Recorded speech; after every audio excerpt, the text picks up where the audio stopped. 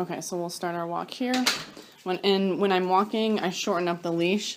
I give him as much room as I want him to have when I'm starting, because if I give him the whole leash, he's going to take it. So in the beginning of the walk, it's nope, you're right with me at my side, going at my pace and getting tired from the walk, not sniffing and marking and peeing whenever and wherever you want. Because that is a resource to a dog, and I want him to know I control that resource. Also, no chasing lizards, rabbits, all that good stuff. So, okay. Again, saying okay very calmly. He's slightly in front of me, but not too much here. Good. And again, this is the very first time I've walked him, so this is day one, and he's right at my side. So he's alert a little bit, a little pop right there, tiny little one, just to kind of get him to slow down, check in with me. Nothing major, but again, he's right at my side. I'm using no food, no special collar, just communication through the leash, calm, assertive body language and energy from myself. Little pop again, just to get him to slow down. So I want his leg or his head to be right at my leg. So that's kind of the visual barrier for him. If he starts to get ahead of that, he's going to feel a little leash tug. That way, visually, he'll know when he's going to feel a leash pop, like right here. There we go, and then he slows down.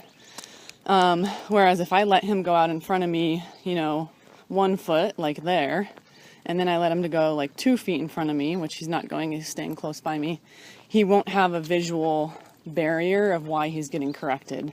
So I find it's easier for dogs to understand that if you go in front of my leg, you get a correction. So now here he's starting to pull up a lot more. So there's no, see, and then boom, he starts pulling. So I want him at my side and relaxed. I'm going to start the video again. Back here. So again, if he's 1 foot in front of me or 2 feet in front of me giving him a correction, it's harder for him to understand why he's then getting a correction. Whereas if he's at my leg, he's going to know, so again, he's already pulling, he's going to know why he's getting a correction because he can't see me in his peripheral vision. So I want him to always be right at my leg. So again, 1 good pop there to get him to back slowed down. I let him start pulling there just so you could see how quickly he'll get into that pulling mode when you allow him. So again, right at my leg, no further. If he starts to go ahead, again, a little leash tug. And I'm kind of pulling like back and to the side. My intensity of my leash tug will depend on the intensity of how hard he's pulling and how much he doesn't listen. So sometimes it's like super slight where you may not even notice I do it. Where other times it'll be a little bit more intense if he's getting more pushy about it.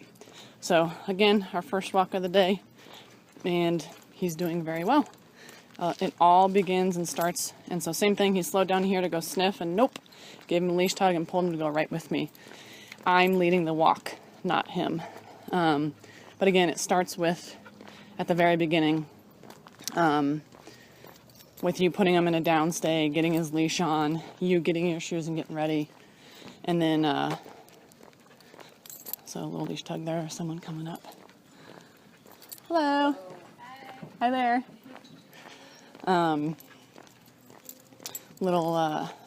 Getting him in a downstay when you're getting your shoes on and ready to just set him off on the right mindset, and then walking over to the door, getting him calm and relaxed. I'm going to start a new video.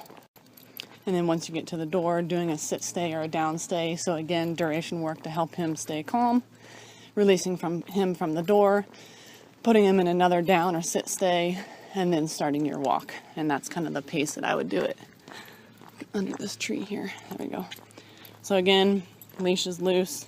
So you want to see a J kind of in the leash there.